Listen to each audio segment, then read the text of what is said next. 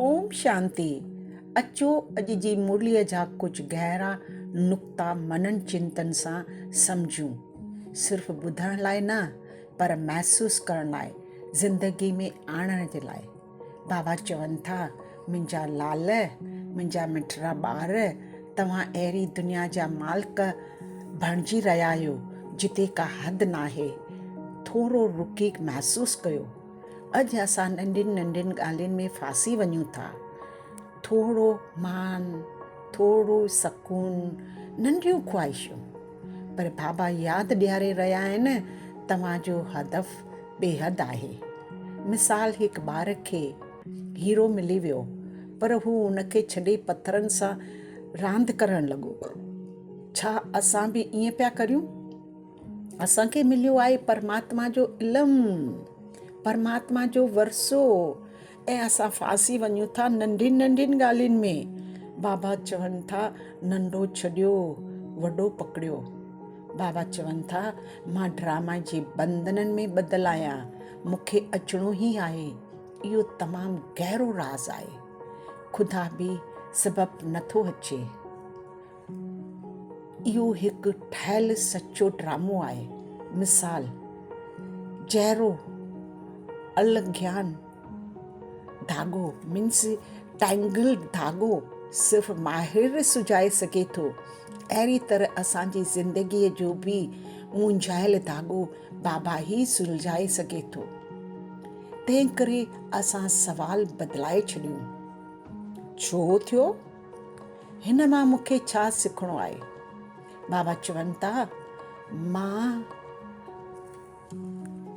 मां मैजरा करणु नथो अचां, मां तव्हांखे पाक बणाइण नथो अचां।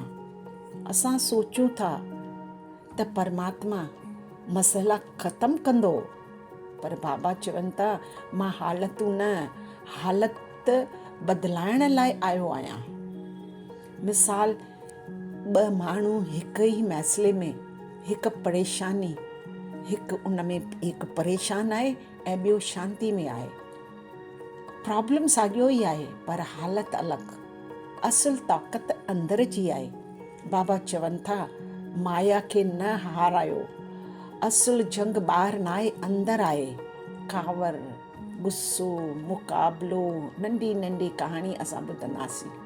हिकु बादशाह जंग इन करे हाराए वियो छो त दुश्मन अंदरि हो। असांजी हार बि अंदरि जी कमज़ोरियुनि सां आहे।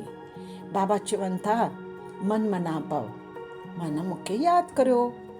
यादि ताक़त ऐं यादि प्यार। जीअं कंहिं प्यारे जी यादि पाण ई अची वञे थी, ईअं बाबा सां सचो नातो थींदो त यादि पाण थींदी। बाबा चवनि था, कमु कंदे बि यादि में रहो।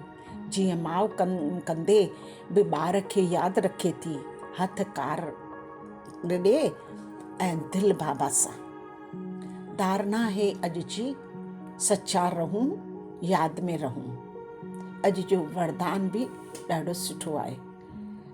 ॾींदड़ बणिजो, शांती ॾियो, प्यार ॾियो, सुठियूं आदतूं ॾियो। सपोज़ को गुस्से में अचे थो तव्हां वटि, त तव्हां उनखे शांती ॾियो। इहो ई सचो दान आहे। अॼु जो स्लोगन आहे, सहजंदद रहो, सुजाग रहो। अॼु जा अव्यक्त इशारा आहिनि। निमाणो ऐं मिठा बणिजो। पाणी हेठि वहंदो आहे, इन करे हर हंधि पहुची वेंदो आहे। निमाणो इंसानु सभिनी दिलनि ताईं पहुची वेंदो आहे। जेकॾहिं को टकराव करे, तव्हां मिठाण सां जवाबु ॾियो। बाहि ते पाणी, बाहि ख़तमु।